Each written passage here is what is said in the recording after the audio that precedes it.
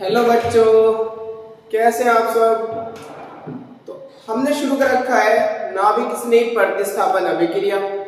पिछले लेक्चर में हमने नाभिक स्नेह प्रतिस्थापन अभिक्रिया के बारे में पढ़ा था कि नाभिक स्नेह प्रतिस्थापन अभिक्रिया हमारे पास क्या होती है, ये कितने प्रकार की हुआ करती है। तो हमने कहा था कि जब किसी एक नाभिक स्नेही का किसी दूसरे नाभिक स्नेही के द्वारा प्रतिस्थापन होता है तो ऐसी अभिक्रिया नाभिक स्नेही प्रतिस्थापन अभिक्रिया कहलाती है। हमने कहा था इसे हम Sn से प्रदर्शित करते हैं और ये दो प्रकार की होती है, एक SN1 और एक SN2। तो पिछले लेक्चर में हमने SN1 के बारे में पढ़ा था। थोड़े से पॉइंट्स जो हमने रिपीट करे थे वो फिर से रिपीट कर लेते हैं। SN1 में क्या हुआ करता है। SN1 हमारे पास टर्शियरी एल्किन हैलाइड देते हैं और सेकेंडरी दिया करते हैं, या तो टर्शियरी देगा या फिर सेकेंडरी। रीजन बताया था कि इसमें टर्शियरी एल्किन हैलाइड में 3 डिग्री कार्बोकेटायन बनता है। जितना स्टेबल कार्बोकेटायन SN1 अभिक्रिया उतनी तेजी से होगी, तो इसलिए टर्शियरी SN1 अभिक्रिया तेजी से देते हैं किससे, सेकेंडरी से। इसी प्रकार से इसके अंदर पोलर प्रोटिक सॉल्वेंट होता था, पोलर प्रोटिक सॉल्वेंट, यानी कि जो हम विलायक यूज करते थे वो कैसा होना चाहिए, पोलर प्रोटिक सॉल्वेंट। पोलर मतलब आयनों में टूटना चाहिए, ध्रुवीय होना चाहिए, जो आयनों में टूटता हो। प्रोटिक मतलब प्रोटॉन देना चाहिए, H+ देना चाहिए, और सॉल्वेंट मतलब विलायक जिसके अंदर हम रिएक्शन को कराएंगे। तो हमारे पास पोलर प्रोटिक सॉल्वेंट हो मतलब ध्रुवीय हो, साथ में क्या देते हो, H+ का रीजन मैंने आपको बताया था भाई, जो टर्शियरी एल्किन हैलाइड होते हैं हमारे पास ये जब X निकलता है, फर्स्ट स्टेप जो स्टेप रिएक्शन होती है, तो फर्स्ट स्टेप में X निकलता है तो हमारे पास क्या हुआ करता है, C पे प्लस आता है और X पे माइनस। अब हम चाहते हैं कि ये न्यूक्लियोफाइल बैक अटैक ना करे, वापस अटैक ना कर दे भाई, प्लस है ना और इस पे क्या है माइनस, तो ये वापस अटैक ना करे। इसलिए प्रोटॉन क्या करता है, इस न्यूक्लियोफाइल को चारों ओर से सराउंड कर लेता है, चारों ओर से घेर लेता है, वापस इसका अटैक होने नहीं देता और कोई न्यू न्यूक्लियोफाइल इस पर जाकर अटैक करा करता है। बात समझ में, इसलिए कैसा होना चाहिए, प्रोटिक होना चाहिए, क्योंकि X- निकल रहा है ना, वापस लग जाएगा तो वापस प्रोडक्शन हो जाएगा इस चीज का। इसलिए हम प्रोटिक मतलब जब ये H+ देगा तो ये चारों ओर से इसको क्या कर लेगा, सराउंड कर लेगा। तीसरी बात इसके अंदर अभी देखा हमने कार्बोकेटायन की फॉर्मेशन होती है, कार्बोकेटायन बनता है। अगर कार्बोकेटायन बन रहा है तो रीअरेंजमेंट पॉसिबल होता है। रीअरेंजमेंट क्या होता है, पॉसिबल हुआ करता है। अगर कार्बोकेटायन बन रहा है कहीं पर तो रीअरेंजमेंट पॉसिबल हुआ करता है। चौथा, हमारे पास वीक बेस का अटैक हुआ करता है, वीक न्यूक्लियोफाइल अटैक जो होगा वो कैसा होना चाहिए, मतलब कार्बोकेटायन पर जो अटैक होता है न्यूक्लियोफाइल को कैसा हो, वीक हो। और बताया था अगर स्ट्रॉन्ग न्यूक्लियोफाइल होगा तब सब्स्टिट्यूशन नहीं होगा बल्कि एलिमिनेशन होगा, विलोपन अभिक्रिया होगी वहां पर अगर स्ट्रॉन्ग न्यूक्लियोफाइल हुआ। SN1 मतलब टर्शियरी में अगर आप स्ट्रॉन्ग न्यूक्लियोफाइल ले लेंगे, किसी स्ट्रॉन्ग न्यूक्लियोफाइल का अटैक करा दें तो फिर ये यहाँ पर क्या होगा, एलिमिनेशन होगा, प्रतिस्थापन नहीं होगा। जैसे भी एग्जांपल लेके दिखाऊंगा मैं, वीक न्यूक्लियोफाइल का अटैक क्या करता है, लास्ट बात इसके अंदर रैसमिक मिक्सचर बनता है, रैसमिक मिक्सचर बनता है। मतलब ये है हमारे पास कि रैसमिक मिक्सचर का मतलब डीएल फॉर्म, डीएल प्रोडक्ट, यानी कि जिसमें Db बनता है और L बनता है। D मतलब डेक्स्ट्रोरोटेटिव 50% D1 है और 50% L बनता है, उसी को बोलते हैं डेक्स्ट्रोरोटेटिव DL, रैसमिक मिक्सचर। ऐसा मिक्सचर जिसमें 50% D हो और 50% L हो, ऐसे मिक्सचर को हम क्या बोलते हैं, रैसमिक मिक्सचर बोलते हैं। बात समझ में आ रही है, कोई दिक्कत तो नहीं है आपको। रैसमिक मिक्सचर में क्या होता है, 50% D 50% L, ठीक है। थोड़ा सा हम यहाँ पे पढ़ेंगे D और L के बारे में। हाँ, हम बात करते हैं कि न्यूक्लियोफाइल अगर स्ट्रॉन्ग हो, मान लीजिए हम जानते हैं भाई टर्शियरी जो एल्किन हैलाइड है, ये NCERT पैटर्न है, NCERT बेस्ड क्वेश्चन है तो इंपॉर्टेंट है। जो टर्शियरी एल्किन हैलाइड है, अगर हम किसी स्ट्रॉन्ग न्यूक्लियोफाइल का अटैक करा दें, सपोज दैट हमने क्या लिया, OCH3 माइनस, एक तो इसमें माइनस हो रहा है, ऊपर से हमारे पास इसने CH3 से इलेक्ट्रॉन दिया तो इसकी इलेक्ट्रॉन डेंसिटी बढ़ गई।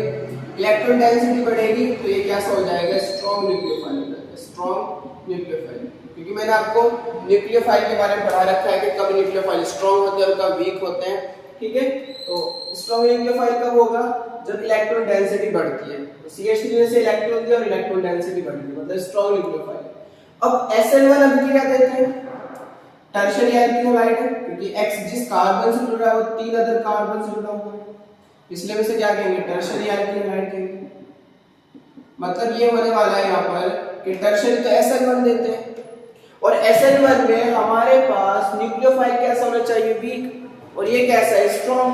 तो जैसा हम सोच रहे थे ऐसा नहीं होगा। हम सोच रहे थे कि पहले यहाँ X निकले, X यहाँ से निकले और एलिमिनेशन, ऐसा नहीं होता है, बल्कि क्या होता है, एलिमिनेशन होता है। हम सोच रहे थे यहाँ पर सब्स्टिट्यूशन हो, SN1 हो, लेकिन SN1 नहीं होता है, यहाँ पर क्या होता है, एलिमिनेशन होता है, डबल बॉन्ड की फॉर्मेशन हो जाएगा। किसकी, डबल बॉन्ड की। सपोज दैट यहाँ पर अगर CH3 है, यहाँ पर ये अगर CH3 है, यहाँ पर भी अगर CH3 है, इससे बोलते हैं dehydro halogenation, dehydro halogenation, dehydro halogenic halogenic इसे भी हाइड्रोहैलोजेनीकरण अभिक्रिया बोलते हैं। अगर स्ट्रॉन्ग न्यूक्लियोफाइल की प्रेजेंस में रिएक्शन होगी, उपस्थिति में अगर रिएक्शन होगी, क्या मतलब यहाँ से हैलोजन भी निकलने वाला है और साथ में यहाँ से H+ भी निकलने वाला है। क्या निकलने वाला है, H+। तो H+ निकलेगा, H+ के निकलने से कहीं से भी निकल सकता है, यहाँ से भी निकल सकता है और यहाँ से भी निकल सकता है, एक ही कंडीशन है।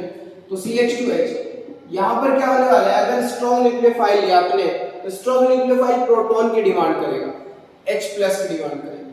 तो यहाँ से H+ लेगा तो बॉन्ड ऐसे ब्रेक होगा, जैसे H+ लेगा तो H+ लेके बाहर CH2H के रूप में। अब यहाँ पर देखो CH2 पे माइनस है, लीविंग ग्रुप है बेस्ट। भाई हैलोजन स्ट्रॉन्ग एसिड बनाते हैं, परबल अम्ल बनाते हैं, तो बेस्ट लीविंग ग्रुप होगा, अच्छा लीविंग ग्रुप। तो ये माइनस ये लेके बाहर हो जाएगा, तो इस पे प्लस और इस पे माइनस मिलकर क्या बना लेंगे, डबल बॉन्ड। तो फॉर्मेशन किस चीज की हो जाती है, डबल बॉन्ड की हो जाती है। और यहाँ से X माइनस निकलता है बाहर, ये न्यूक्लियोफाइल। तो होना तो चाहिए था सब्स्टिट्यूशन, होना तो चाहिए था X की जगह किसी दूसरे समूह का आना, इस X की जगह कोई दूसरा समूह आके लगता, लेकिन हो जाता है क्या, इसके अंदर एलिमिनेशन हो जाता है, यानी कि डबल बॉन्ड की फॉर्मेशन हो जाती है। किसकी उपस्थिति में, स्ट्रॉन्ग न्यूक्लियोफाइल की उपस्थिति में।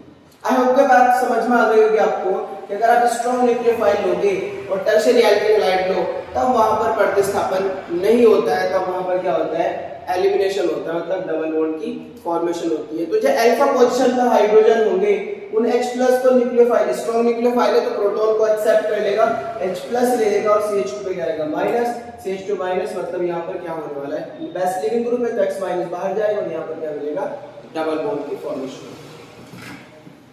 ये बात थी SN1 के बारे में। आज हम डील करने वाले हैं SN2 रिएक्शन के बारे में कि SN2 अभिक्रिया क्या होती है, इसका स्टीरियोकेमिस्ट्री क्या हुआ करता है और ये कितने स्टेप रिएक्शन हुआ करती है, हर एक चीज के बारे में हम डिस्कस करते हैं। तो हेडिंग लगाइए SN2 रिएक्शन, इसे भी नोट कर लो, मैं से रफ कर लूं। ये NCERT में है, पूछ रखा है कि प्रोडक्ट क्या होगा अगर हम रिएक्शन करें, तो ध्यान रखना डबल बॉन्ड की फॉर्मेशन, मेन प्रोडक्ट लिया, नोट कर लिया।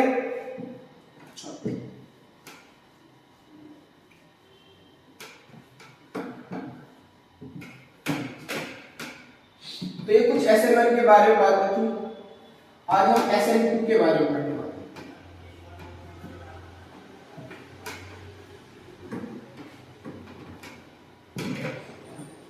S का मतलब यहां पर क्या है, S का मतलब है प्रतिस्थापन, प्रतिस्थापन मतलब सब्स्टिट्यूशंस। N का मतलब यहां पर है हमारे पास न्यूक्लियोफाइल से नाभिक स्नेही से, नाभिक स्नेही मतलब न्यूक्लियोफाइल। और 2 का मतलब यहां पर है ऑर्डर से, ऑर्डर बोल दो, मॉलिक्युलैरिटी बोल दो, तो ऑर्डर मतलब कोटि, अभिक्रिया की कोटि, अभिक्रिया की कोटि कितनी होने वाली है, 2, यानी कि सेकंड ऑर्डर रिएक्शन। 2 बताएगा ऑर्डर को, ऑर्डर कितना है, सेकंड है, सेकंड ऑर्डर रिएक्शन मतलब अभिक्रिया कोटि 2 है, या मैं बोल दूं द्वितीय कोटि की अभिक्रिया। इसी बात को मैं ऐसे लिख सकता हूं, भाई साथ साथ लिखते रहे आप, साथ साथ लिखते रहे। लेकिन नोट्स जिसको चाहेंगे तो मैं एक व्हाट्सएप नंबर अब दूंगा आपको, तो उस व्हाट्सएप नंबर पे आप मतलब मैसेज कर देना, उसी चैप्टर के आपको नोट्स दे दिए जाएंगे जिस चैप्टर के आपको डिमांड है। मतलब ऑर्गेनिक पढ़ रहे हैं तो इसी चैप्टर के हम आपको नोट्स दे देंगे, कंप्लीट नोट्स। तो ध्यान रखना अगर नोट्स चाहिए वैसे आप साथ साथ बनाते रहें। अभिक्रिया की कोटि क्या होगी? दो, मतलब द्वितीय कोटि की अभिक्रिया बोल सकते हैं उसको, द्वितीय कोटि की अभिक्रिया, सेकंड वाला। और ये 2 हमें एक और बात बताता है, मॉलिक्यूलैरिटी बताता है, मतलब आणविकता भी कितनी होने वाली है? 2 आणविकता, यानी कि सभी क्रिया की आणविकता भी कितनी होती है? 2 होती है, यानी कि इसकी मॉलिक्यूलैरिटी भी कितनी होगी?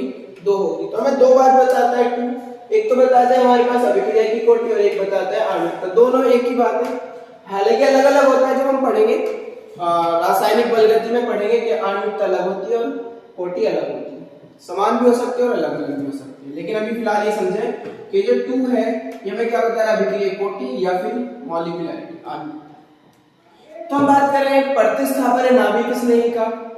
प्रतिस्थापन किसका है? नाभिक स्नेही का, राइट। कोटि कितनी है? 2।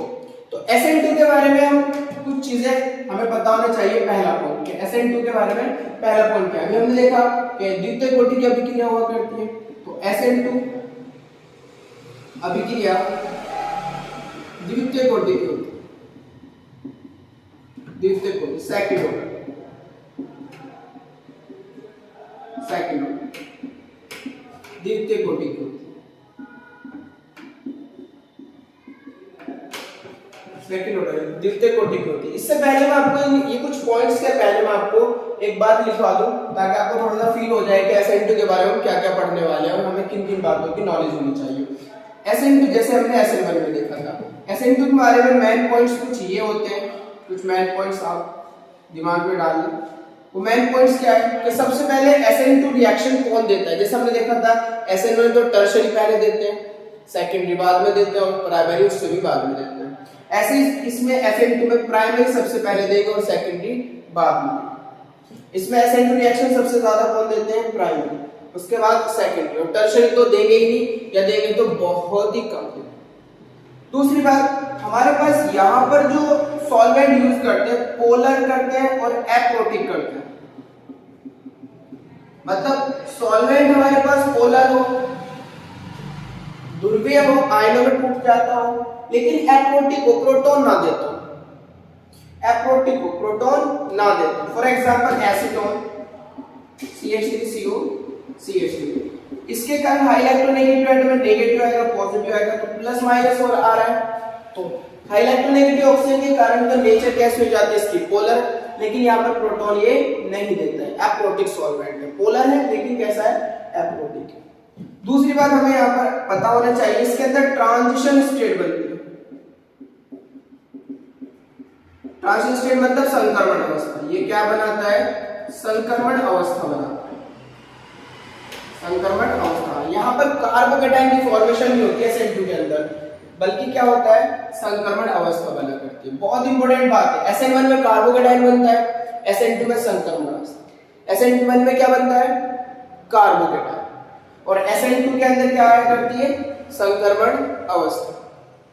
ध्यान रखना, ये बहुत बहुत इंपॉर्टेंट है। तीसरी बात, यहाँ पर जो अटैक होता है वो स्ट्रॉन्ग न्यूक्लियोफाइल का अटैक हुआ करता है। कैसा न्यूक्लियोफाइल? कैसा हो? Strong nucleophile. ध्यान रखना SN1 में न्यूक्लियोफाइल कैसा होना चाहिए? स्ट्रॉन्ग। जितना स्ट्रॉन्ग न्यूक्लियोफाइल होगा SN2 रिएक्शन उतनी तेजी से होगी। तो SN2 के अंदर न्यूक्लियोफाइल कैसा हो? Strong nucleophile. जितना ज्यादा न्यूक्लियोफाइल स्ट्रॉन्ग होगा SN2 रिएक्शन उतनी तेजी से होगी। अब हमारे पास इसके अंदर अगर हम देखें ट्रांजिशन स्टेट आ रही है। अब ट्रांजिशन स्टेट है तो इसके अंदर किसी भी प्रकार का रीअरेंजमेंट नहीं होगा,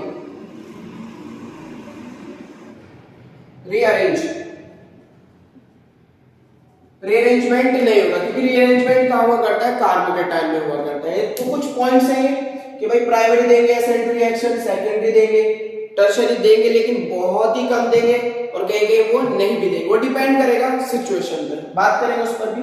दूसरा हमारे पास सॉल्वेंट कैसा यूज करते हैं? Polar aprotic solvent. भाई पोलर हो, ध्रुवीय हो, आयनों में टूटता हो, लेकिन कैसा हो? एप्रोटिक हो, प्रोटॉन ना देता हो, जैसे एसीटोन। आपने देखा भाई एसीटोन हाई इलेक्ट्रोनेगेटिव एटम है, ऑक्सीजन तो इलेक्ट्रॉन को अपनी ओर शिफ्ट करेगा, उस पर माइनस आएगा और इस पर क्या आएगा? प्लस आएगा। तो प्लस और माइनस आ गया तो पोलर हो गया, लेकिन कैसा है, प्रोटॉन नहीं दे रहा है तो एपोक्टिक। तीसरी बात हमारे पास ट्रांजिशन स्टेट आया करती है, संक्रमण अवस्था आया करती है इसके अंदर। संक्रमण अवस्था समझते हैं ना, क्या आया करती है, संक्रमण अवस्था आया करती है। संक्रमण अवस्था आएगी तो रीअरेंजमेंट नहीं होगा, किसी भी प्रकार का रीअरेंजमेंट नहीं होता। रीअरेंजमेंट क्यों नहीं होता, क्योंकि रीअरेंजमेंट कार्बन के टाइम में ही पॉसिबल हुआ करता है, संक्रमण अवस्था में पॉसिबल नहीं होता। चौथी बात हमारे पास क्या पता होना चाहिए, SN2 के अंदर जो अटैक हुआ करता है वो न्यूक्लियोफाइल का अटैक होता है, लेकिन न्यूक्लियोफाइल कैसा हो, स्ट्रॉन्ग हो। जितना स्ट्रॉन्ग न्यूक्लियोफाइल होगा SN2 रिएक्शन उतनी तेजी से होगी। बात समझ में आ गई होगी। तो ये कुछ पॉइंट्स हैं, इनसे पहले ये हमें थोड़ा सा पता होना चाहिए, इसे नोट कर लो, फिर मैं सरफ कर रहा हूँ, फिर अपने पॉइंट पर आते हैं। जल्दी से नोट करो, कर लिया नोट, बहुत चलिए तो हम शुरू कर रहे हैं। पहला पॉइंट, SN2 अभिक्रिया द्वितीय कोटि की सेकंड ऑर्डर की होती है। दूसरा पॉइंट हमारे पास, SN2 अभिक्रिया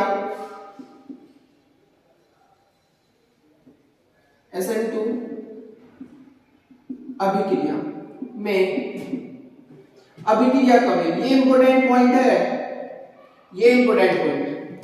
SN2 अभिक्रिया में अभिक्रिया का वेग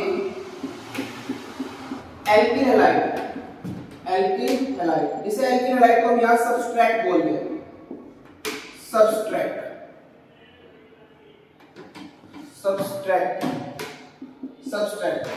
ध्यान रखना, स्पेलिंग में चेक करेगा। तो SN2 अभिक्रिया में अभिक्रिया का वेग एल्किल हैलाइड तथा न्यूक्लियोफाइल मींस नाभिक इसकी, जिसे हम Nu- से डिफाइन करते हैं, प्रदर्शित करते हैं। न्यूक्लियोफाइल दोनों की सांद्रता पर निर्भर करता है, दोनों की सांद्रता पर निर्भर करता है। जी हाँ, ये बात इंपॉर्टेंट है। जबकि SN1 में किस पे निर्भर कर रहा था, ओनली एल्किल हैलाइड की सांद्रता पर, और SN2 में दोनों की सांद्रता पर, एल्किल हैलाइड की भी और नाभिक स्नेही की। मतलब अभिक्रिया का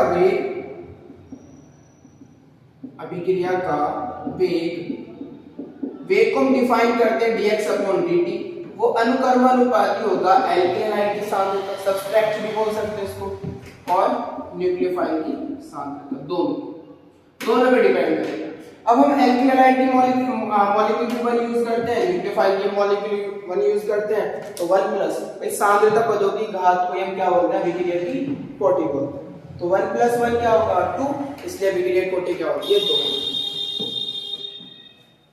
इसलिए 1 + 1 भी मॉलिक्यूलरिटी। टोटल रिएक्शन के अंदर कितने मॉलिक्यूल यूज करें, एक एल्किल हैलाइड का और एक न्यूक्लियोफाइल का, 2 मॉलिक्यूल यूज कर रहे हैं, इसलिए मॉलिक्यूलरिटी भी 2 होगी।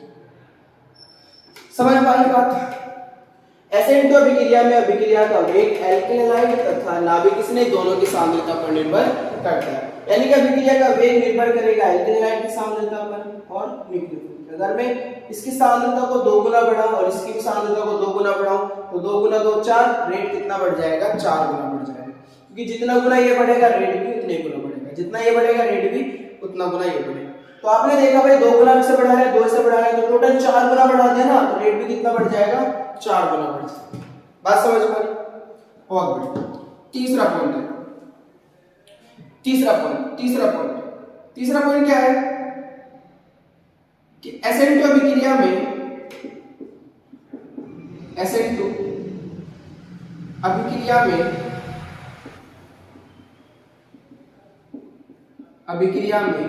न्यूक्लियोफाइल का आक्रमण पीछे से होता है, कहां से, बैक साइड से, पीछे से। SN2 अभिक्रिया में न्यूक्लियोफाइल का आक्रमण कहां से होता है, पीछे से होता है,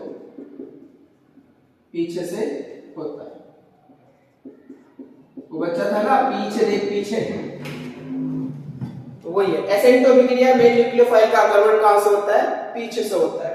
बात समझ पा रही है, यानी कि SN1 में नाभिक स्नेही का आक्रमण, क्योंकि कार्बन का टाइम बन रहा था, तो सामने से भी हो रहा था और पीछे से भी हो रहा था, दोनों साइड से हो सकता था, फ्रंट से भी और पीछे से भी। जब हम फ्रंट से हो रहा था तो हम बताए थे इन्वर्जन, और बैक से हो रहा था तो रिटेंशन, सॉरी फ्रंट से हो रहा था तो रिटेंशन और बैक से हो रहा था तो इन्वर्जन। मतलब हमने देखा था ना कार्बोकेटाइन यहाँ R सपोज दैट यहाँ R और यहाँ पर हमें प्लस मिल रहा था, है ना। तो न्यूक्लियोफाइल का आक्रमण हमारे पास यहाँ से भी हो सकता था और यहाँ से भी हो सकता था। तो अगर फ्रंट से हो रहा था तो हम इसे बोल लेते हैं कौन सा प्रोडक्ट, अगर फ्रंट से हो जाए तो इसे बोल लेते हैं रिटेंशन, जैसा वैसे का वैसे रहा, रिटेंशन कोई टेंशन नहीं थी, जैसा था वैसा का वैसा। लेकिन अगर पीछे से हो जाए तो इसे हम क्या बोल लेते हैं, इन्वर्जन। कुछ याद आ रहा होगा आपने, उसे हम क्या बोल लेते हैं, इन्वर्जन बोल लेते हैं। प्रोडक्ट पीछे से बनेगा तो इन्वर्जन। तो यानी कि हमें पता चल गया एसिड अभिक्रिया में न्यूक्लियोफाइल का आगमन पीछे से होता है तो प्रोडक्ट कौन सा बनने वाला है, इन्वर्जन बनने वाला है। पीछे से होगा ना तो प्रोडक्ट कौन सा बनने वाला है, इन्वर्जन। ठीक है। चौथी बात, SN2 अभिक्रिया, SN2 अभिक्रिया केवल एक पदी में, या मैं बस इतनी बात लिख दूं कि SN2 अभिक्रिया एक पदी में, सिंगल स्टेप में कैलकुलेट हो जाती है। अभिक्रिया एक पद में, एक पद सिंगल स्टेप में पूर्ण हो जाती है। वन स्टेप रिएक्शन हुआ करती है SN2, जबकि SN1 क्या था, टू स्टेप रिएक्शन। पहले स्टेप में कार्बोकेटाइन बनना था और दूसरे स्टेप में न्यूक्लियोफाइल का आक्रमण करना था। इसके अंदर केवल एक ही स्टेप में रिएक्शन होगी, न्यूक्लियोफाइल भी आक्रमण वहीं करेगा और X भी वहीं से निकलेगा।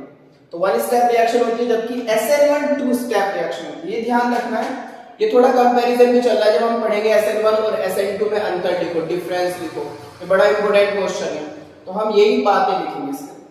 पांचवी बात, SN2 अभिक्रिया में, SN2 अभिक्रिया में संक्रमण अवस्था थी, संक्रमण अवस्था थी, जिसे हम बोल लेते हैं ट्रांजिशन स्टेट, संक्रमण अवस्था आती।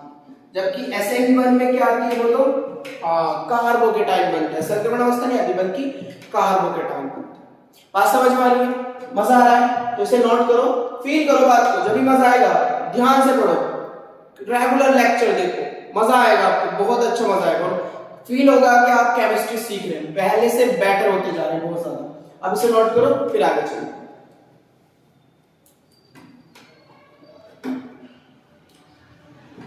रफ कर दूं, बहुत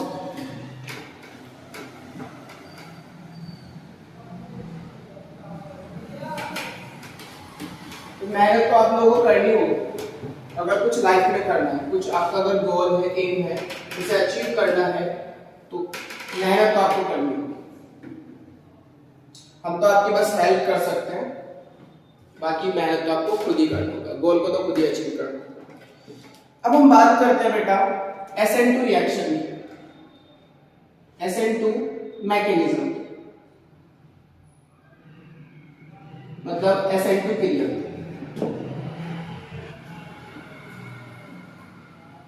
SN2 क्रिया इसकी बात करें तो अभी हमने देखा भाई SN2 जो रिएक्शन हुआ करती है वन स्टेप में रिएक्शन होती है और प्राइमरी देते हैं, क्या देते हैं, प्राइमरी। तो मैं आपको बता दूं प्राइमरी क्यों देते हैं वो चेक करें।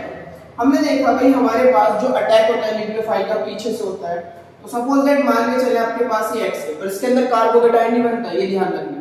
ये हमारे पास C है, यहाँ हमारे पास CH3 है, मान के चलो ये मेरे पास CH3 है और ये मेरे पास CH3, और एक न्यूक्लियोफाइल को आना है, किसको आना है, न्यूक्लियोफाइल। एक कंडीशन ये है, एक कंडीशन आपके पास ये वाली, थोड़ा बात को समझते रहना है, और यहाँ भी किसको आना है, न्यूक्लियोफाइल को।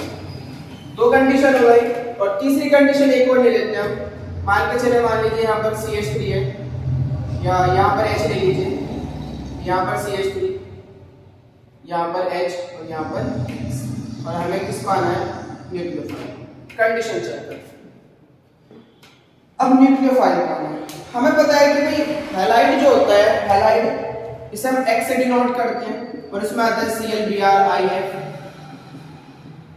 ये हमारे पास हैलाइड, और इनकी विद्युत ऋणात्मकता बहुत ज्यादा होती है। विद्युत ऋणात्मकता क्या होती है, बहुत ज्यादा होती है। इलेक्ट्रॉन नेगेटिविटी बहुत ज्यादा होती है। इलेक्ट्रॉन नेगेटिविटी क्या होती है, इलेक्ट्रॉन को अपनी ओर खींचने की क्षमता, इलेक्ट्रॉन को अपनी ओर खींचने की क्षमता, उसी को हम क्या बोलते हैं, विद्युत ऋणात्मकता बोलते हैं। अब हैलाइड की बहुत ज्यादा होती है तो ये इलेक्ट्रॉन को अपनी ओर खींचेगा, इलेक्ट्रॉन के खींचने से ये इलेक्ट्रॉन इधर को शिफ्ट होने लगेगा, तो इसे ऐसा फील होगा कि मैं इलेक्ट्रॉन को ग्रहण कर रहा हूं, इसलिए इस पे पार्शियली नेगेटिव आ जाएगा और उस पे क्या आ जाएगा, पार्शियली पॉजिटिव, राइट। मतलब यहाँ पर नेगेटिव आने से एक नेगेटिव का क्राउड हो जाएगा। अब आप चेक करो, थोड़ा सा चेक करने वाली बात ये है कि न्यूक्लियोफाइल को इस पर जाकर आक्रमण करना है, इसे यहाँ आकर पहुंचना है। अब इसका पहुंचना जितना आसान होगा उतनी तेजी से रिएक्शन हो जाएगी, इसका पहुंचना यहाँ पर जितना मुश्किल होगा रिएक्शन मुश्किल होगी या मैं कहूँ होगी। यानी कि न्यूक्लियोफाइल जितनी तेजी से यहाँ पर अटैक कर देगा और पहुंच जाएगा इसके पास, रिएक्शन उतनी तेजी से हो जाएगी। तो चेक करते हैं कि कहां पहुंच पा रहा है आसानी से। तो आपने देखा अपने न्यूक्लियोफाइल अगर फ्रंट से अटैक करे तो यहाँ पर नेगेटिव का क्राउड है, माइनस चार्ज रखा हुआ है, और ये माइनस और माइनस एक दूसरे को क्या करते हैं बेटा, प्रतिकर्षित करते हैं, रिपल्शन करते हैं, रिपल करते हैं। रिपल्शन होगा यहाँ पर, रिपल्शन मतलब प्रतिकर्षण। अरे कुछ बात समझ में भाई, माइनस अगर ये फ्रंट से जाकर अटैक करे, आप सोच रहे हो SN1 में तो फ्रंट से होता है, भाई SN1 में न्यूक्लियोफाइल नहीं था, यहाँ पर ये निकल चुका था, ये यहां से हट चुका था, जबकि इसमें यहीं पर है और यहीं पर है, तो ये न्यूक्लियोफाइल आएगा, माइनस माइनस के बीच क्या होगा, प्रतिकर्षण होगा। तो अब ये सोचेगा कि मैं पीछे से जाऊं, कहां से जाऊं, पीछे से, बहुत बढ़िया बात है। तो ये जब पीछे से गया अटैक करने, इसलिए आपको ये तो पता चल गया पीछे से अटैक करता है, क्योंकि सामने कौन बैठा हुआ होता है, हाँ न्यूक्लियोफाइल, दूसरा न्यूक्लियोफाइल जो निकलने वाला है, तो वो नेगेटिव और ये नेगेटिव दूसरों क्या करते हैं, रिपल करते हैं, इसलिए अटैक कहां से करता है, पीछे से करता है। अब ये पीछे से गया, अब पीछे से जाने के बाद थोड़ा फील करना बात को, मान लीजिए मेरे पास ये कार्बन और ये हाइड्रोजन, तो यहाँ पर ये भी हाइड्रोजन होंगे, इस तरह से भाई ओपन करूंगा ना स्ट्रक्चर को, तो यहाँ कार्बन, यहाँ हाइड्रोजन, यहाँ हाइड्रोजन, यहाँ हाइड्रोजन, तो यहाँ कार्बन, यहाँ हाइड्रोजन, यहाँ हाइड्रोजन, यहाँ हाइड्रोजन और यहाँ पर X। अरे भाई ये CH3 है, ये CH3 है, न्यूक्लियोफाइल को पीछे से जाना, थोड़ी थोड़ी बात समझ में आ रही होगी, थोड़ी थोड़ी बात आ रही होगी, थोड़ी थोड़ी बात। इसे मैं रफ कर रहा हूँ, इसे मैं रफ कर दूं, चलो वहां से खा देता हूँ, जगह तो बहुत है हमारे पास। ये हाइड्रोजन हाइड्रोजन हाइड्रोजन, यहाँ चेक करो कार्बन, हाइड्रोजन हाइड्रोजन हाइड्रोजन, यहाँ चेक करो कार्बन, हाइड्रोजन हाइड्रोजन हाइड्रोजन, और यहाँ पर कौन अटैक लगा हुआ है, X, न्यूक्लियोफाइल। न्यूक्लियोफाइल को भाई फ्रंट से तो कर नहीं सकता क्योंकि नेगेटिव बैठा हुआ है, पीछे से अटैक करना है। हाँ जो तुम सोच पा रहे हो वही बात है, यहाँ पर जगह ही नहीं, अरे जगह नहीं भाई, अरे पहुंचने के लिए कुछ जगह तो चाहिए ना इसे, यहाँ पर जगह ही नहीं पहुंचने के लिए, मतलब यहाँ पर बहुत ज्यादा क्राउड है, ये कार्बन बड़े बड़े ग्रुप से घिरा हुआ है, किससे, बड़े बड़े ग्रुप से घिरा हुआ है, समझ पा रहे हो। हाँ इसे बोलते हैं स्टेरिक हिंड्रेंस, क्या बोलते हैं, स्टेरिक हिंड्रेंस, हिंड्रेंस। जी हाँ, टर्शरी क्यों नहीं देता SN2 रिएक्शन, अब फील हुआ क्योंकि टर्शरी के अंदर R लगा होता है और R का जो साइज होता है वो बड़ा होता है, R का साइज क्या होता है, बड़ा होता है, बड़ा साइज होगा, साइज बड़ा होने की वजह से न्यूक्लियोफाइल को अटैक करने के लिए जगह नहीं मिलती, और न्यूक्लियोफाइल जाकर जुड़ेगा तभी तो रिएक्शन होगी, ये इसके साथ जाकर बॉन्ड बनाएगा तभी तो रिएक्शन, और बॉन्ड बनाने के लिए पहुंचना चाहिए ना इस पर, इस कार्बन को R ने सराउंड कर रखा है, स्टेरिक हिंड्रेंस बहुत ज्यादा है टर्शन के अंदर, इसलिए पीछे से अटैक करना थोड़ा क्या हो जाता है, मुश्किल हो जाता है। जबकि इस केस में यहाँ तो R है, साइज बहुत छोटा, ये तो अकेला बैठा हुआ है, तो यहाँ से इजीली अटैक करेगा, यहाँ से कर देगा अटैक, मतलब बहुत आसान है अटैक करना, माइनस और प्लस अटैक करना क्या है, बहुत आसान है या नहीं, बोलो, जाकर आराम से पहुंच गया, अरे पहुंच गया ना। तो CH3X ने SN1 रिएक्शन बहुत तेजी से दे दी, जबकि टर्शरी ने रिएक्शन नहीं दी। रीजन पता चल गया ना, क्योंकि क्या आ रहा है, स्टेरिक हिंड्रेंस बहुत ज्यादा है, तो इसका मतलब समझ में आ गया, हाइड्रोजन का साइज बहुत छोटा है, R का साइज बहुत बड़ा है, क्योंकि R पे और भी ग्रुप लगे हुए, एटम्स लगे हुए, इस वजह से स्टेरिक हिंड्रेंस की वजह से टर्शरी एल्किलाइड SN2 रिएक्शन नहीं देते हैं, या देते हैं तो बहुत कम देते हैं। अरे बस समझो, इसका मतलब हमें एक बात फील हुई, अगर मैं इसको ओपन करूं तो ये हाइड्रोजन और ये हाइड्रोजन। अब इसका मतलब ये फील है जो अटैक करेगा पीछे से तो थोड़ा सा होने क्या वाला है, यहाँ पर स्टेरिक इंडेक्स थोड़ा सा बढ़ रहा होगा, थोड़ा सा, हालांकि आराम से पहुंच रहा है, लेकिन स्टेरिक इंडेक्स हमारे पास फिर भी थोड़ा सा बढ़ रहा है। सेकेंडरी अगर लेंगे, मान लीजिए एक और मैं CH ले लूं तो एक और स्टेरिक इंडेक्स और ज्यादा बढ़ गया। इसका मतलब यह है कि R जितने ज्यादा होंगे SN2 रिएक्शन उतनी कम होगी, R जितने कम होंगे SN2 रिएक्शन उतनी ही ज्यादा होगी। यानी कि SN2 का जो ऑर्डर है, किसका भाई, SN2 का ऑर्डर, SN2 का ऑर्डर, SN2 का करंट ऑर्डर,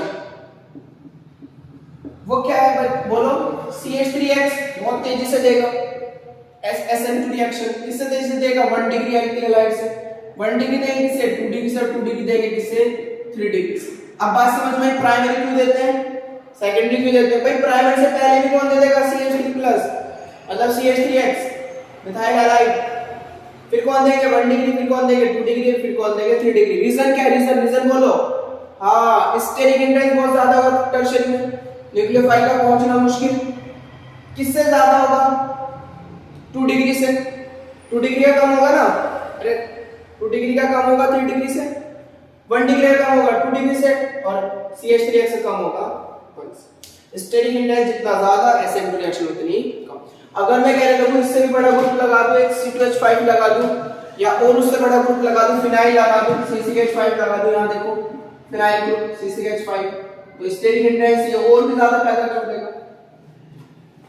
अगर यहां पर मैं H की जगह क्या ले लूं, CCH5 ले, तो स्टेरिक इंडेक्स और ज्यादा हो जाएगा, SN1 रिएक्शन और मुश्किल से मिलेगी, SN2 रिएक्शन और ही मुश्किल से मिलेगी।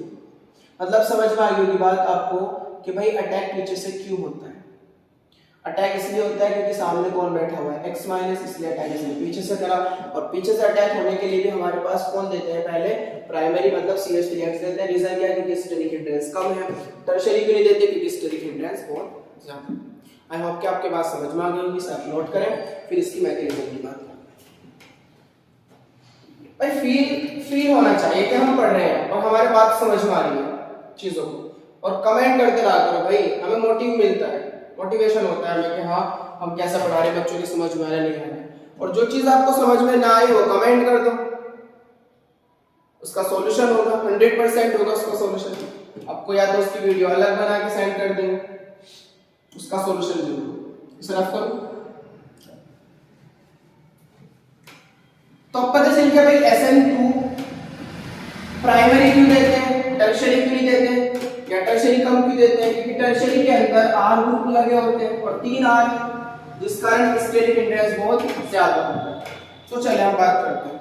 हमने लिया एक primary CH3 CH2X primary alkyl, ये कैसा है बोलो, X की जगह जो Cl ले लेते हैं, प्राइमरी क्लोराइड मतलब एथिल क्लोराइड, एथिल क्लोराइड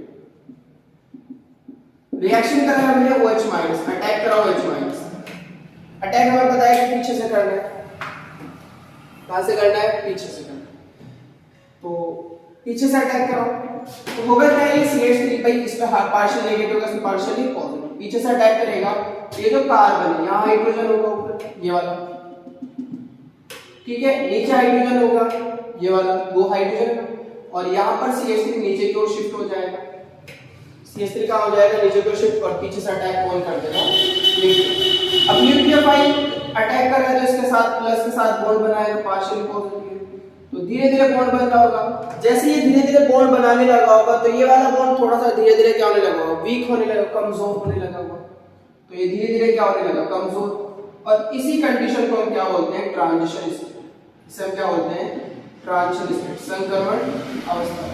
एक न्यूक्लियोफाइल का जुड़ना दूसरे न्यूक्लियोफाइल का निकलना, ये धीरे धीरे Cl बॉन्ड वीक हो रहा है धीरे धीरे, जबकि OH का वाला बॉन्ड धीरे धीरे क्या हो रहा है, बन रहा है, ये धीरे धीरे बन रहा होगा और ये धीरे धीरे टूट रहा होगा, इसे हम बोलते हैं संक्रमण अवस्था। बात समझ में आई, OH अटैक कर देगा, पीछे से CH नीचे की ओर शिफ्ट होगा, और जैसे ही हमारे पास ये तुरंत क्या करेगा, धीरे धीरे बॉन्ड।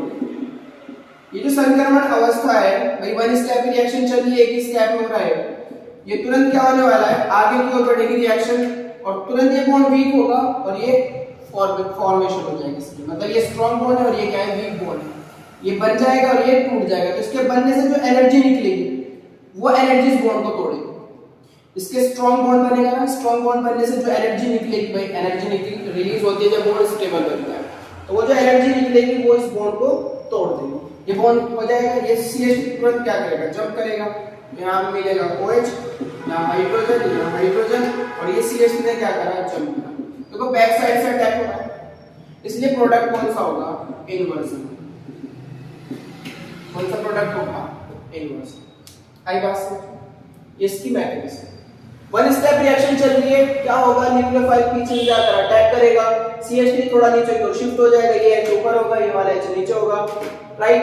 अटैक जब हो रहा होगा तो धीरे धीरे बॉन्ड की फॉर्मेशन हो रही है और इस Cl धीरे धीरे बॉन्ड क्या हो रहा है, वीक हो रहा है। तो जैसे बॉन्ड बनेगा तो वो एनर्जी जो रिलीज होगी वो एनर्जी इसको मिलेगी और यहाँ से बॉन्ड क्या हो जाएगा, टूट जाएगा और यहाँ पर Cl minus leaving group, leaving group. कुछ बात समझ में आया, कोई दिक्कत तो नहीं आता, नोट कीजिए इसको। फिर हम बात करते हैं SN2 का त्रिविम रसायन, स्टीरियोकेमिस्ट्री। अब इसको नोट कर लिया, यही इसमें और कुछ नहीं है। प्राइमरी देखिए, नोट कर लो उसको,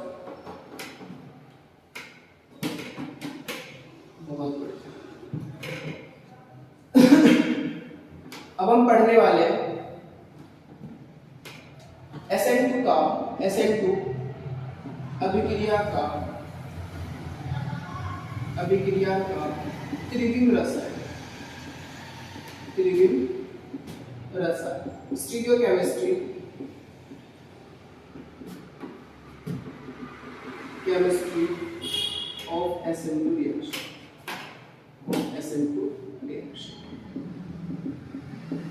अब हमने बताया था भाई त्रिविम केमिस्ट्री यानी कि त्रिविम रसायन जो होता है, इसे बात करते हैं ऑप्टिकल आइसोमेरिज्म।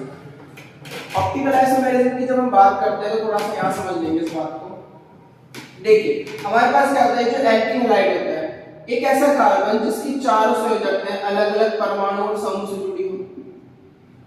एक ऐसा कार्बन जिसकी चारों संयोजकताएं अलग अलग परमाणु या समूह से जुड़ी हो, उस कार्बन को हम बोलते हैं कायरल कार्बन। क्या बोलते हैं, कायरल कार्बन। और अगर मैं हिंदी की बात करूं तो उसे हम बोलते हैं असममित कार्बन, असममित कार्बन। अब असममित कार्बन हमने किसे कहा, एक ऐसा कार्बन जिसकी चारों संयोजकताएं अलग अलग परमाणु या समूह से जुड़ी हो। देखो इसकी एक संयोजकता तो हैलाइड से जुड़ी है, दूसरी हाइड्रोजन से, तीसरी CH3 से, चौथी C2H5 से, अलग अलग परमाणु और समूह से जुड़ी हुई है। तो ऐसे कार्बन को हम क्या बोलते हैं, हाँ असममित कार्बन बोलते हैं, चिराल कायरल कार्बन, राइट। अब अगर मैं कोई प्लेन पोलराइज्ड लाइट, ऐसी लाइट जिसमें कंपन केवल एक ही तल में होते हैं, इसे बोलते हैं समतल ध्रुवित प्रकाश। समतल ध्रुवित प्रकाश, समतल ध्रुवित प्रकाश कैसा होता है भाई, एक ऐसा प्रकाश जिसमें कंपन केवल एक ही तल में हो, वन प्लेन के अंदर बस कंपन एक ही तल में। तो अगर मैं इस समतल ध्रुवित प्रकाश को ऐसे ऑर्गेनिक कंपाउंड से पास कराऊं जिसके अंदर असममित कार्बन, तो ये जो कार्बन होगा ऑर्गेनिक, ये जो ऑर्गेनिक कंपाउंड होगा, ये इस समतल ध्रुवित प्रकाश को रोटेट कर देगा। क्या कर देगा, रोटेशन दो प्रकार से होता है, या तो घड़ी की दिशा में रोटेशन होगा या फिर घड़ी की विपरीत दिशा में रोटेशन। आ रही है बात समझ? फिर सुन लीजिए, ये जो समतल ध्रुवित प्रकाश है, इस समतल ध्रुवित प्रकाश को एक ऐसे ऑर्गेनिक कंपाउंड में डालो, अगर पास करो ऐसे ऑर्गेनिक कंपाउंड से जिसके अंदर क्या हो, असममित कार्बन, तो ये प्रकाश को, ये जो कंपाउंड है, ये प्रकाश को दो प्रकार से रोटेट कर देगा, विचलित कर देगा। या तो विचलन होगा उसका दक्षिणावर्त जिसे हम बोलते हैं घड़ी की दिशा, या उसका विचलन होगा वामावर्त जिसे हम बोलते हैं घड़ी की विपरीत दिशा, मतलब एक को क्लॉकवाइज और दूसरे को एंटी क्लॉकवाइज। तो ये समतल ध्रुवित प्रकाश के तल को दो प्रकार से रोटेट करेगा। एक तो ऐसे रोटेशन हो सकता है, ये रोटेशन घड़ी की दिशा का है, रोटेशन कहाँ हो रहा है, घड़ी की दिशा में हो रहा है। क्या हो रहा है, घड़ी की दिशा, जिसे बोलते हैं क्लॉकवाइज। क्या बोलते हैं, बोलो क्लॉकवाइज। या फिर इसका रोटेशन होता है घड़ी की विपरीत दिशा में, घड़ी की विपरीत दिशा में। इसे बोलते हैं ऐसे रोटेशन हो गया, घड़ी ऐसे चलती है ऐसे रोटेशन होता है, तो इसे बोलते हैं, इसे डी रूप बोलते हैं, डी फॉर्म, और इसे हम बोलते हैं एल फॉर्म। स्मॉल एल से डिफाइन कर लो, कैपिटल एल से डिफाइन कर लो, कोई बड़ी बात नहीं। ये क्या होगा, घड़ी की विपरीत दिशा में, घड़ी की, मैं ये लिख देता हूं, घड़ी की विपरीत दिशा, विपरीत दिशा। इसका रोटेशन घड़ी की विपरीत दिशा में हो गया और इसका रोटेशन घड़ी की दिशा में हो गया। इसे डी रूप बोलते हैं और इसे हम एल रूप बोलते हैं। और अगर ऐसा हुआ कि संदर्भ प्रकाश का रोटेशन हो रहा है, विचलन हो रहा है, तो उस कंपाउंड को हम ऑप्टिकली एक्टिव बोलते हैं। मतलब इस कंपाउंड को हम क्या कहेंगे, ऑप्टिकली एक्टिव बोलेंगे। प्रकाश सक्रिय पदार्थ, क्या बोलेंगे, बोलो, हाँ बोलो, प्रकाश सक्रिय पदार्थ, सक्रिय पदार्थ किसे बोलेंगे, अगर एक ऐसा कंपाउंड जो समतल ध्रुव प्रकाश को घड़ी की दिशा में घुमा दे या घड़ी की विपरीत दिशा में घुमा दे, उस कंपाउंड को हम क्या बोलते हैं, ऑप्टिकली एक्टिव बोलते हैं, मतलब प्रकाश सक्रिय पदार्थ। किसे बोलेंगे, एक ऐसा कंपाउंड जिसमें जाओ असमित कार्बन। तो अगर असमित कार्बन होगा तो प्रकाश के तल को दो प्रकार से रोटेट करेगा, डी फॉर्म में और एल फॉर्म में, और ऐसे को हम क्या बोलते हैं, प्रकाश सक्रिय पदार्थ कहते हैं। बात समझ में आ गई। तो हम ऐसे कुछ बात करने वाले एसिड अभिक्रिया का तीव्र रसायन में ऐसी कुछ बात करेंगे। तो बात समझ में आ गई आप लोगों को। चलिए शुरू करते हैं। मान लीजिए मेरे पास यही वाला कंपाउंड ले लिया मैंने, एक CH3 है, एक C2H5 है, एक मान लीजिए मेरे पास हाइड्रोजन है और X है, और मैं किसी न्यूक्लियोफाइल का अटैक कर रहा हूं, मतलब OH- पे अटैक कर रहा हूं। तो यहां तो कंफर्म अटैक पीछे से होना है। कहां से होगा अटैक, पीछे से होगा। लेकिन ये कैसा कार्बन है, एक ऐसा कार्बन जिसके चारों संयोजकता क्या है, अलग अलग परमाणु और समूह से जुड़ी हुई है। तो सबसे पहले क्या होने वाला है, बोलो, ट्रांजिशन स्टेट आने वाली है, पार्शियल नेगेटिव और ये पार्शियली पॉजिटिव। ट्रांजिशन स्टेट आने वाली है, ट्रांजिशन स्टेट आएगी तो धीरे धीरे X यहां से निकल रहा होगा और हमें क्या मिल रहा होगा, C2H5 मिल रहा होगा, ये सॉरी यहां पर CH3 होगा और यहां पर हाइड्रोजन। इंसिडेंट तुरंत हमारे पास इसके बाद ट्रांजिशन स्टेट जैसे आएगी, सब बोलते हैं ट्रांजिशन स्टेट मतलब संक्रमण अवस्था। जैसे संक्रमण अवस्था आएगी तो कुछ समय के लिए रुकती है, बहुत ही इसका टाइम जो आवर्त काल होता है, मतलब टाइम पीरियड होता है, वो बहुत ही कम होता है, बहुत बहुत कम होता है। तो तुरंत ये प्रोडक्ट में कन्वर्ट होता है, मतलब ये तुरंत फॉर्मेशन होगी, जैसे एनर्जी निकलेगी उस बॉन्ड को ब्रेक कर देगा और ये CH3 जंप करके वहां चला जाएगा। तो यहाँ पर हमें मिलेगा OH, यहाँ पर C2H5, यहाँ पर H और ये जंप करेगा CH3।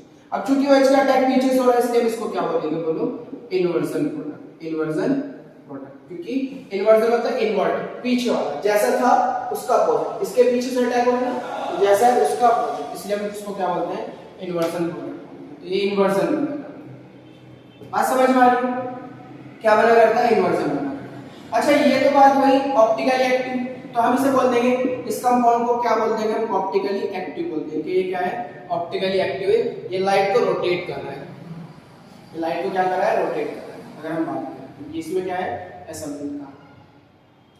बोलो बात समझ में आ गई, कोई डाउट, ठीक है। तो अगर एक ऐसा कार्बन जिसके पास क्या हो, असमित, जिसके चारों संयोजक अलग अलग परमाणु समूह से जुड़ी हो, तो उसे हम क्या बोलते हैं, असमित कार्बन, और उसके अंदर जो प्रोडक्ट बनेगा हमारे पास क्या बनेगा, बैक साइड से अटैक होगा। तो इसे आप नोट कीजिए, इसमें और कुछ बताने लायक है नहीं अभी फिलहाल, इसे आप नोट कीजिए।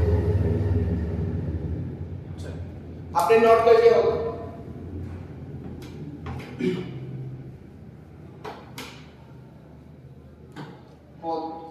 एक चीज और हमने वहां पर बात की थी भाई, हमारे पास यहाँ पर पोलर होना चाहिए। तो पोलर का काम होता है polar aprotic solvent, polar aprotic solvent. तो पोलर एप्रोटिक सॉल्वेंट की जब हम बात करते हैं तो पोलर मतलब पोलर किस वजह से, ताकि इसके बीच के बॉन्ड को क्या कर सके, कमजोर कर सके। ये बॉन्ड क्या होगा, थोड़ा सा वीक होगा, और वीक कौन करते हैं, मैंने आपको बताया था, सॉल्वेंट करते हैं। जैसे वाटर एक अच्छा डाइलेक्ट्रिक कांस्टेंट है, वो बहुत तेजी से इसके बॉन्ड को वीक कर देगा। कितने तेजी से, 80 गुना कम कर देगा इसके फोर्स का अट्रैक्शन। इन दोनों के बीच एक अट्रैक्शन फोर्स है, इनके अट्रैक्शन फोर्स को 80 गुना क्या कर देगा, कम कर देगा। तो यानी कि हमें एक चीज पता चल गई कि SN1 जो रिएक्शन, सॉरी SN2 रिएक्शन जो है वो डिपेंड करती है X के नेचर पर। भाई एक्स का निकलना जितना आसान होगा एसिड रिएक्शन उतनी तेजी से हो जाएगी। और वो डिपेंड करते मैंने आपको बताया था आई का निकलना आसान होता है किससे, Br से, और Br का निकलना आसान होता है किससे, Cl से, Cl का निकलना आसान होता है किससे, F से।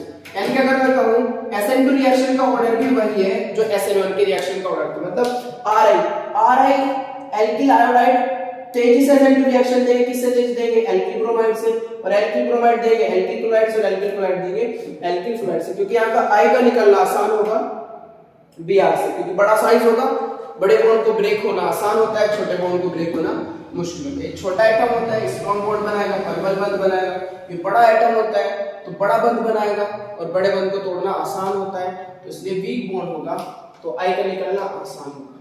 तो ये भी बात ध्यान रखना, ये भी बात ध्यान रखना, राइट? कोई डाउट तो नहीं आपको?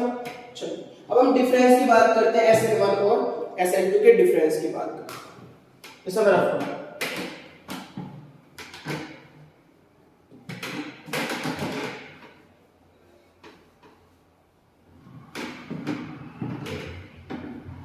SN1 और SN2 के डिफरेंस की बात करते हैं। तो बच्चों हम पढ़ने वाले हैं SN1 तथा SN2 में विभेद। तो अब हम SN1 और SN2 में विभेद देखेंगे, ये मोस्ट इंपोर्टेंट है, ठीक है? हमने यहाँ देखा क्रम संख्या, यहाँ पर SN1 अभिक्रिया और वहां पर SN2 अभिक्रिया। अगर हम बात करें यहाँ पर SN1 अभिक्रिया और यहाँ पर SN2 अभिक्रिया, तो हमने इनका सारी चीजें तो पढ़ी नहीं, बस थोड़ा डिफरेंस देखना है। तो हमने देखा SN1 अभिक्रिया एक पद में संपन्न होती है, जबकि SN2 अभिक्रिया दो पद में संपन्न होती है। यह कितने पद में? दो पद में संपन्न होती है, दो पद में संपन्न होती है। SN1 की अगर हम बात करेंगे एक अणु तथा प्रथम कोटि की होती है, क्योंकि SN1 है, और ये द्वितीय अणु तथा द्वितीय कोटि की होती है।